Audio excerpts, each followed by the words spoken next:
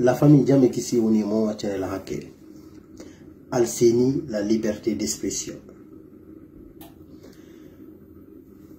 Oui, moi dit au poste de ko yowiti e fi au pays wieteɗo Arabie Saoudite. Boy fami message an parce que ibe mari haqqille ibe andi ko fewndi ibe andi ko fi hon dum publiani be andi ko mi publie ko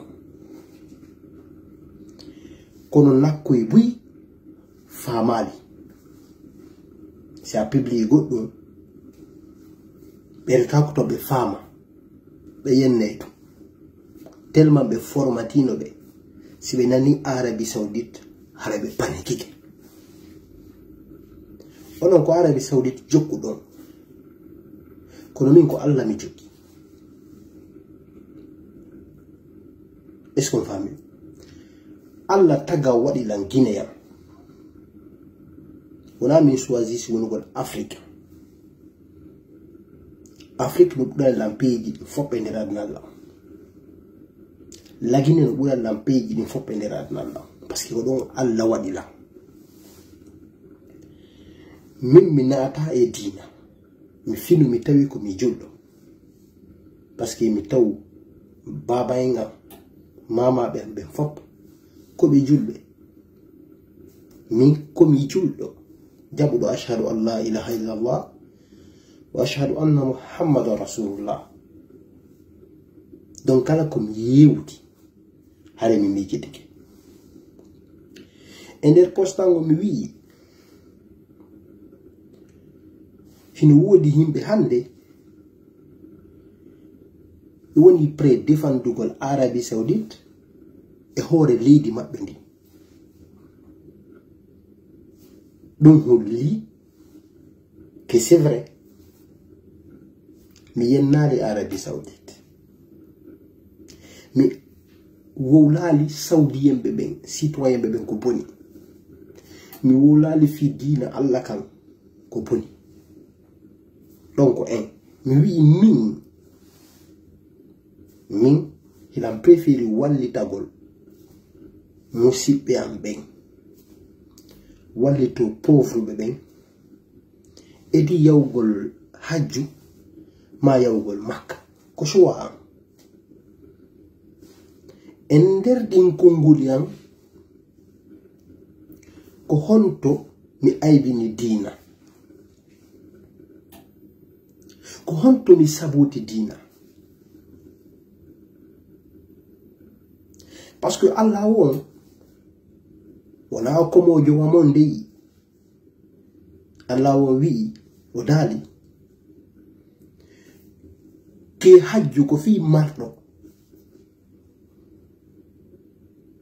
nanon kadi goddo e hebu tumpet bengure makko nen no tampi kawtal be makko be ngala ko nyama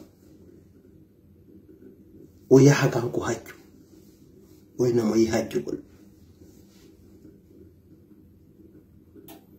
Moi je suis pauvre, très pauvre. Est-ce que mi me yette pet am ya hajju fi hebugol titre étranger parce que buñu no tadi alaji be anda ko non signifie alaji ko be hajja pourtant dum ko signifie ko étranger kodo ko du yahanta hajju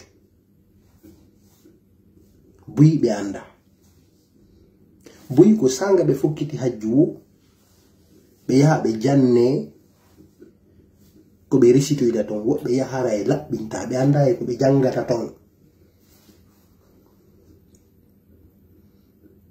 wobbe ko yo nyawlo yaha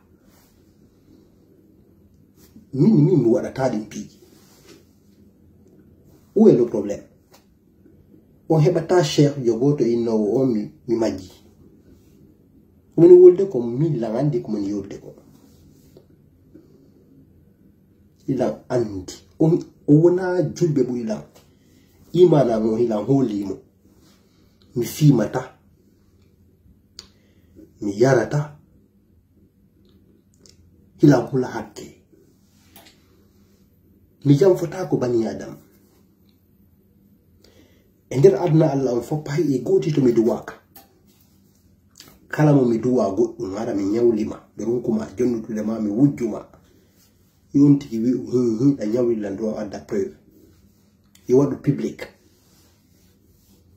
kala yido lalla maddi bini ribere ma hilan fimude ma kawtal be am berbe mi wondi be fop kala iro lan jikku bondo yo o yalto wi yalan dum do mi dangandi imanango hila wondi makko et j'en suis très fier donc wala goddo ko wona tan min pertre batala ko Allah on wi kon ko dum don Makka hiden duwa yade Madina den duwa yade kono si de mari moyen vrai ou faux comme mardo moyen Allah wi obligatoire adu Makka na obligatoire de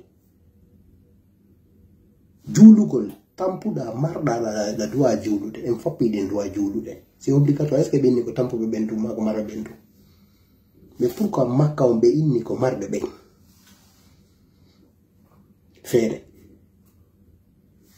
no wodi do wobbe chaque année be yaay umra kono kawtal be ben hay ko ittira ko jalla harabi be mabbe no wela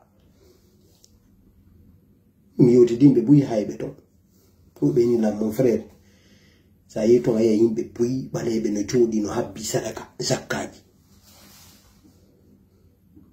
o dabbugol zakka nabi on ton ka ko rewgol Allah